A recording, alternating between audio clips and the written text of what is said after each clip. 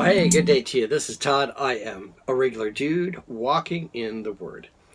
We are going through the book of Numbers right now, and as we are going through chapter 9 and 10, we're going to be doing chapter 9 and 10 in about 5 episodes. These 5 episodes are really dealing with receiving guidance from God, okay, and guidance and direction from God, and then following through with that guidance and direction from God, okay? So that kind of summarizes those 5 episodes. If you know that, you're going to know what I'm going to say in those 5 episodes.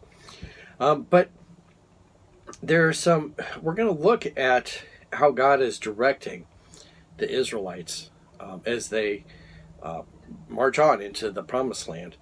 And you're going to see there's some practical things we can apply to our lives from that. Okay, so today it's entitled "Ask of the Lord," and this is taken from Numbers chapter 9, verses 1 through 14. All right, so again, this is Numbers chapter 9, verses 1 through 14, and let me read that for you. It says this: "The Lord spoke to Moses in the desert of Sinai in the first month of the second year after they came out of Egypt. He said, 'Have the Israelites celebrate the Passover at the appointed time. Celebrate it to the appointed time at twilight on the 14th day of this month in accordance with all its rules and regulations.'" So it's going to go through here. I'm stopping here at verse 4 for a moment. It's going to go through here, and he's going to explain the Passover and how it's to be done. I'm not going to spend much time on that today because we've covered that in Leviticus, and Exodus and Leviticus already. So we're going to be moving on and spending something. I want to show you something else with this Passover, though. Verse 4, "So Moses told the Israelites to celebrate the Passover, and they did so in the desert of Sinai at the twilight on the 14th day of the first month. The Israelites did everything just as the Lord commanded Moses." That's great. They did everything as the Lord commanded. Verse 6, "But some of them could not celebrate the Passover on that day because they were ceremonially unclean on account of a dead body. So they came to Moses and Aaron that same day and said to Moses, 'We have become unclean because of the dead body. But why should we be kept from presenting the Lord's offering with the other Israelites at the appointed time?' Moses answered them, 'Wait until I find out what the Lord commands concerning you.' Then the Lord said to Moses, 'Tell the Israelites, when any of you or your descendants are unclean because of a dead body or away on a journey, they are still to celebrate the Lord's Passover, but they are to do it on the 14th day of the second month at twilight. They are to eat the lamb together with the unleavened bread and the bitter herbs. They must not leave any of it till morning or break any of the bones. When they celebrate the Passover, they must follow the regulations. But if anyone who is ceremonially clean or not on a journey fails to celebrate the Passover, they must be cut off from the people for not presenting the Lord's offering at the appointed time. They will bear the consequences of their sin. A foreigner residing among you is also to celebrate the Lord's Passover in accordance with its rules and regulations. You must have the same regulations for both foreigner and native born." Okay. So in this passage here, it's talking about the Passover and how you celebrate.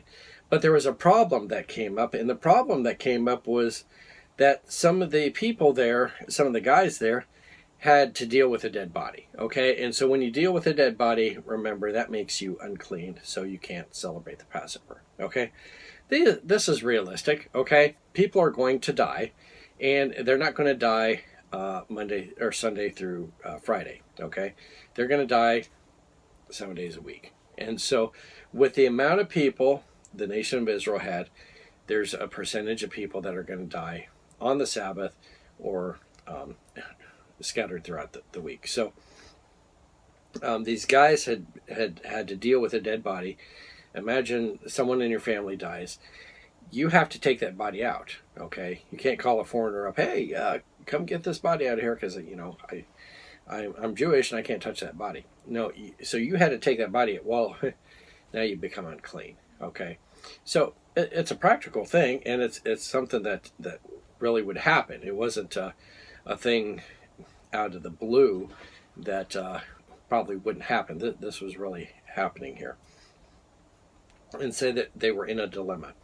What I want you to see, though, is this, that Moses, he didn't go and rely on his own understanding or consult some books or anything like that. He sought the Lord. Okay, that's the first thing he did. And he said, verse 8, it says, Moses answered them, "Wait until I find out what the Lord commands concerning you." So that's it. So Moses, put a halt to it and said, "Hey, wait until I hear from the Lord." So that's what they did. And then the Lord gave an alternative, really, that these guys could do. And it worked out well like that. It was a practical problem. And Moses sought the Lord, and the Lord gave him an answer. And everything worked out beautifully.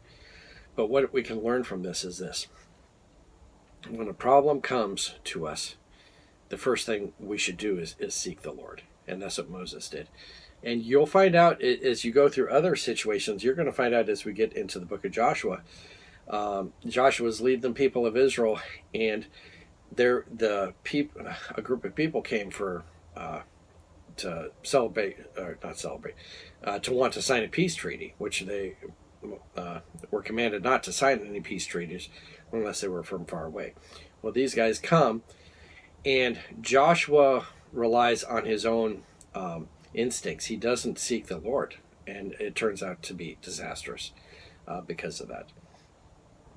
But here it's a great example of Moses seeking the Lord. That's the first thing he does. So in decisions you have, the first thing that we should be doing is seeking the Lord.